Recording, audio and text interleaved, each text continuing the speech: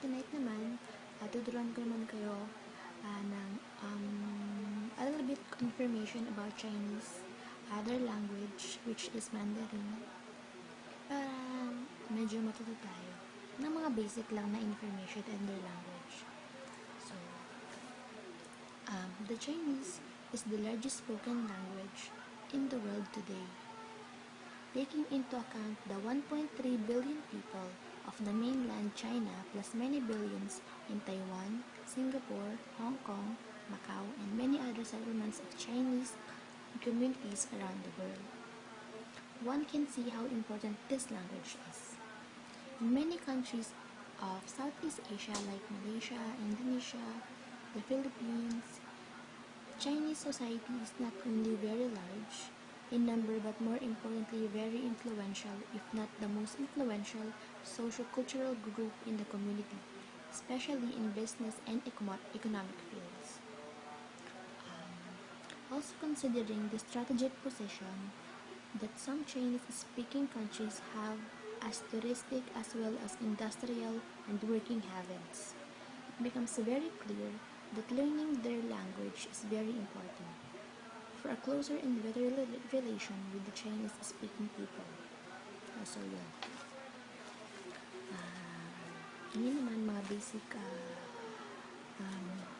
basic language naman sa kanila. Ito. Ni hao ma, it means how are you? Wo hen hao, it means I'm fine or I'm good. If tatanungin ka naman kung ano pangalan mo or what's your name, in Chinese it's Ni Jiao Se Shen Mei Mingzi.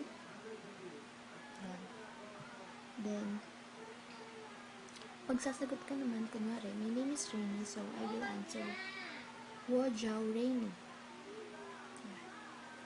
Tapos, No Do Da Nyan Jile, it means how old are you?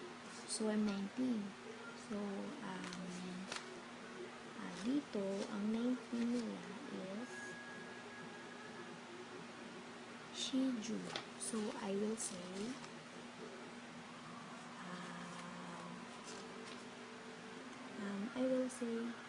Wo Shiju. In English, it's, I'm 19. Tapos, pag tinanong naman kung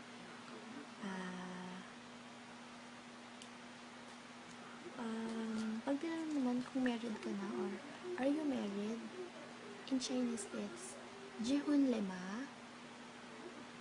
Yun. If married ka, you will answer Jihun Le. If not, you will answer Mei Yu. Yun. Tapos, sa kanila, ang hello is Ni hao. Ni hao.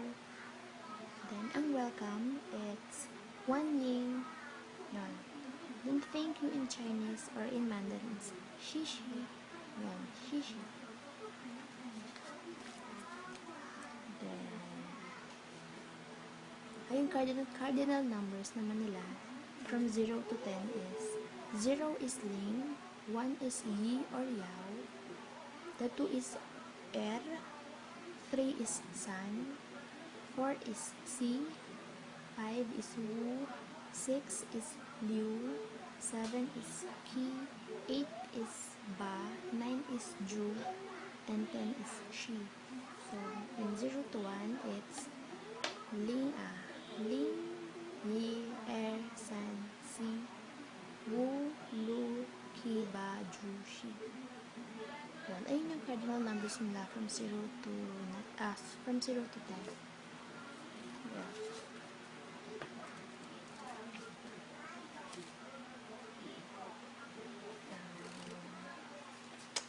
Ano ba?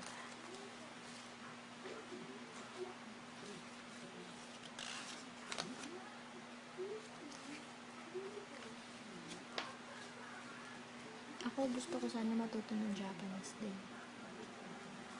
Para pag pumunta ako ng Japan, medyo marunong na ako.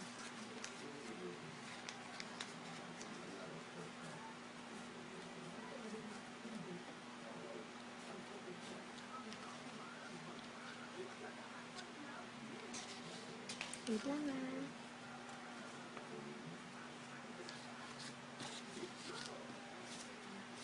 Ayan.